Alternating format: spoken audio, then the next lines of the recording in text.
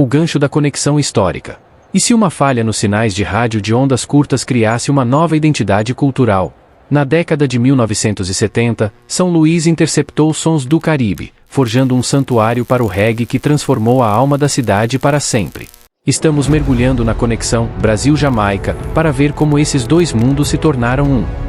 Na superfície, parece improvável, uma cidade no Nordeste brasileiro se tornar um dos maiores redutos de reggae do planeta sem contato direto com sua origem. Mas a resposta começa no invisível, nas camadas da atmosfera. Durante a década de 1970, um fenômeno pouco compreendido pela população local, mas bem conhecido por radioamadores, mudava silenciosamente o destino cultural de São Luís.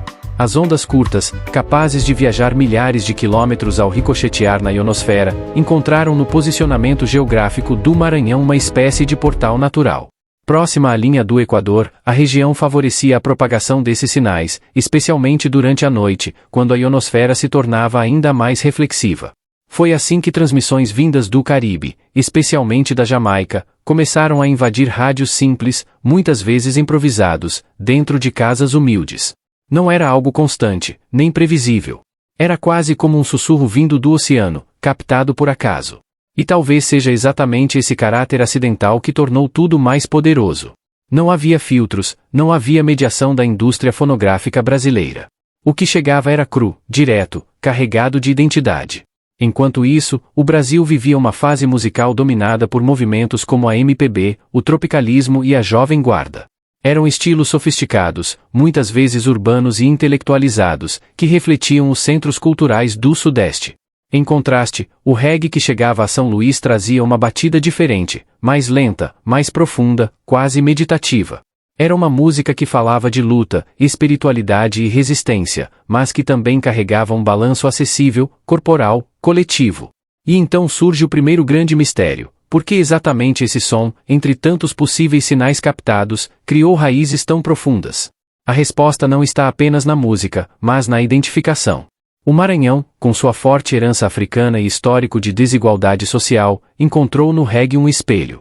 Mesmo sem entender completamente as letras em inglês crioulo, as emoções eram universais. O peso do grave, a cadência da bateria, o espaço entre as notas, tudo parecia dialogar diretamente com o corpo e com a experiência vivida daquela população. Diferente de outros gêneros importados, o reggae não foi apenas ouvido, ele foi sentido. Ele não chegou como produto, mas como descoberta. Isso muda tudo. Porque quando uma cultura é adotada por escolha instintiva, e não por imposição comercial, ela se enraiza de forma muito mais profunda. Naquela época, ninguém em São Luís pensava que estava participando de um fenômeno cultural global. Não havia consciência de movimento, nem intenção de criar uma identidade nova. Era apenas curiosidade, repetição, encantamento. Mas, lentamente, o que começou como interferência de rádio se transformou em algo maior, uma conexão invisível entre dois mundos distantes. E assim, sem planejamento, sem estratégia e sem indústria, nasceu uma das relações culturais mais improváveis da história moderna, moldada não por viagens ou comércio, mas por falhas no ar. A ascensão das radiolas gigantescas. Se o reggae chegou a São Luís pelo ar, foi no chão das ruas que ele ganhou corpo, volume e identidade própria. E esse processo tem um nome que ecoa até hoje com força quase mítica, as radiolas. Muito mais do que simples sistemas de som, as radiolas eram verdadeiras muralhas sonoras móveis, construídas artesanalmente, peça por peça, com uma obsessão quase religiosa por potência e qualidade. Eram estruturas imensas, compostas por caixas empilhadas, amplificadores modificados e toca-discos cuidadosamente protegidos, verdadeiros templos do grave. Cada radiola tinha personalidade. Nome, reputação, história. Algumas se tornaram lendárias, não apenas pelo tamanho ou potência, mas pela capacidade de comandar multidões. Quando uma radiola começava a tocar, não era apenas música, era um evento. Ruas inteiras paravam. Bairros se reuniam. A cidade respirava em sincronia com aquele pulso grave que parecia vir do centro da terra. Mas junto com essa ascensão, surgiu também um elemento crucial para a construção da cultura reggae em São Luís, a competição. Os operadores das radiolas, DJs, seletores, verdadeiros curadores musicais, travavam batalhas silenciosas por exclusividade. Em um tempo sem internet, sem Shazam, sem acesso fácil a catálogos internacionais, possuir uma música rara era como ter um tesouro. E proteger esse tesouro se tornou uma arte. A prática mais emblemática dessa disputa era quase clandestina: raspar os rótulos dos discos de vinil. Ao remover qualquer identificação visível, o dono da radiola impedia que rivais descobrissem o nome da música ou do artista. Aquela faixa se tornava, na prática, uma dubplate exclusiva, algo único, impossível de ser replicado facilmente. Isso elevava o status da radiola e criava uma aura de mistério em torno de certas músicas que o público amava, mas não conseguia nomear. Esse jogo de segredo e descoberta moldou o gosto musical da cidade de forma muito particular. Não era o nome do artista que importava, nem o sucesso comercial da faixa. O que valia era a reação da pista. Se o público vibrava, aquela música ganhava espaço, mesmo que ninguém soubesse sua origem. Isso criou um ecossistema onde o som vinha antes da fama, e a emoção antes da informação. E é exatamente nesse ponto que algo começa a mudar de forma mais profunda.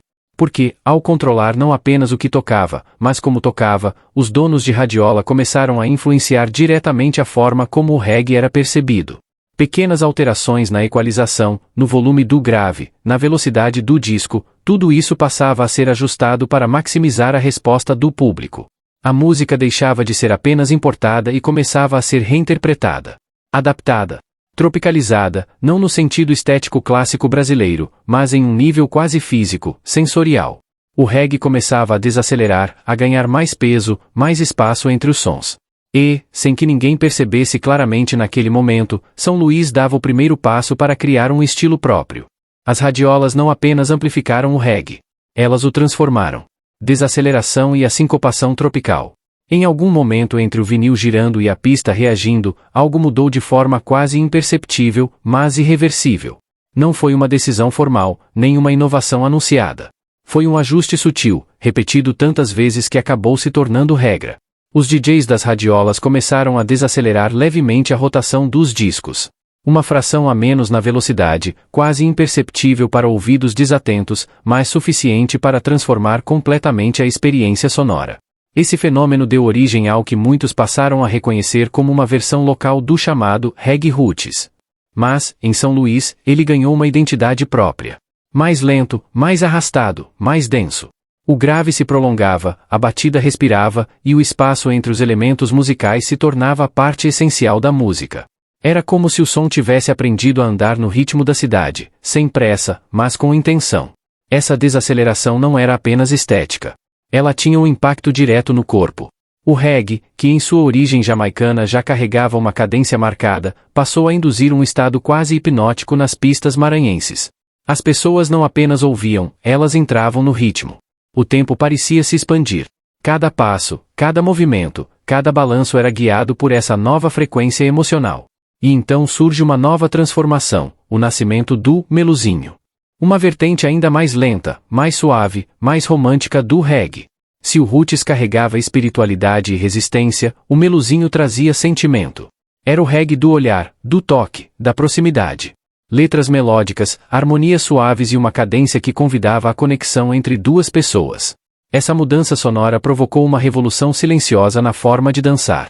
Em Kingston, berço do reggae, a dança tradicional, o skanking, é mais individual, marcada por passos soltos, quase como uma expressão pessoal de ritmo. Em São Luís, isso se transforma completamente. A dança passa a ser em dupla, sincronizada, intimista. Casais se formam na pista, muitas vezes sem trocar uma palavra. O convite é implícito, quase ritualístico. Dois corpos se alinham ao mesmo tempo musical, seguindo o mesmo compasso desacelerado. Não há pressa, não há coreografia rígida. Existe apenas a conexão, guiada pelo grave, sustentada pelo silêncio entre as batidas. Essa forma de dançar reforça ainda mais o caráter coletivo e emocional do reggae maranhense. Não é uma performance. Não é exibição. É experiência compartilhada. Uma linguagem corporal que nasce diretamente da adaptação do som. E o mais impressionante é que tudo isso aconteceu sem planejamento formal. Não houve produtores definindo tendências, nem gravadoras moldando estilos. Foi um processo orgânico, guiado pela interação entre DJ, equipamento e público.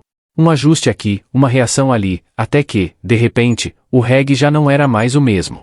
Em São Luís, ele havia sido recriado. Uma arquitetura compartilhada de resistência.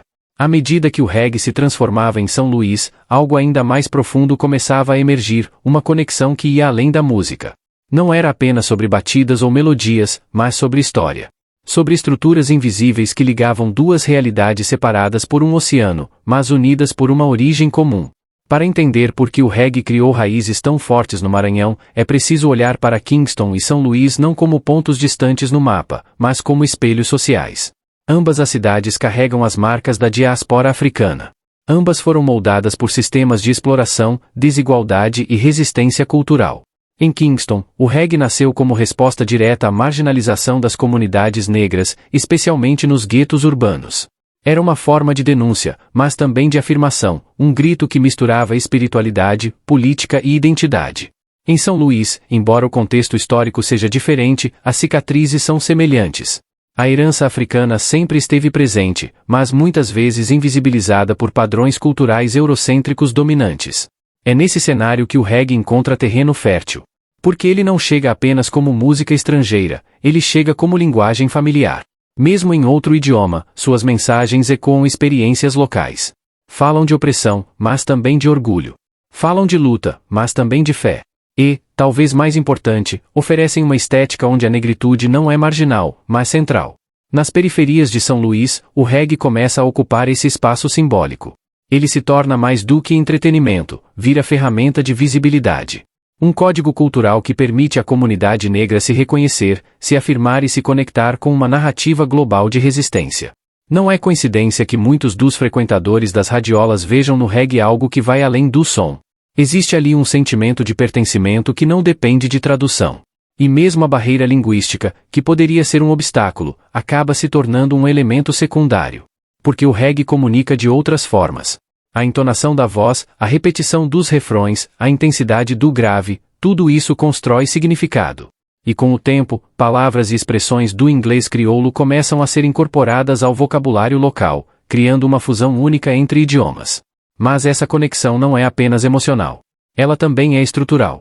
Assim como em Kingston, onde o reggae se desenvolveu fora dos grandes centros de poder, em São Luís ele cresce à margem da indústria cultural dominante. Não depende de rádios comerciais, nem de validação institucional. Ele se sustenta nas ruas, nas festas, nas radiolas. É uma cultura que se auto-organiza, que se preserva pela prática, não pela formalização. E talvez seja exatamente isso que torna essa relação tão poderosa. Porque o reggae, em sua essência, sempre foi sobre resistência, não apenas política, mas cultural. Sobre manter viva uma identidade mesmo diante de pressões externas. Em São Luís, essa essência não foi apenas preservada. Ela foi reconhecida, amplificada e transformada em algo próprio, uma arquitetura invisível de resistência que conecta passado, presente e som. O legado vivo da Jamaica brasileira. Décadas depois daquele encontro acidental entre ondas de rádio e ouvidos curiosos, São Luís já não é apenas um ponto fora da curva, é referência global. Em 2026, o que antes era improviso virou tradição consolidada.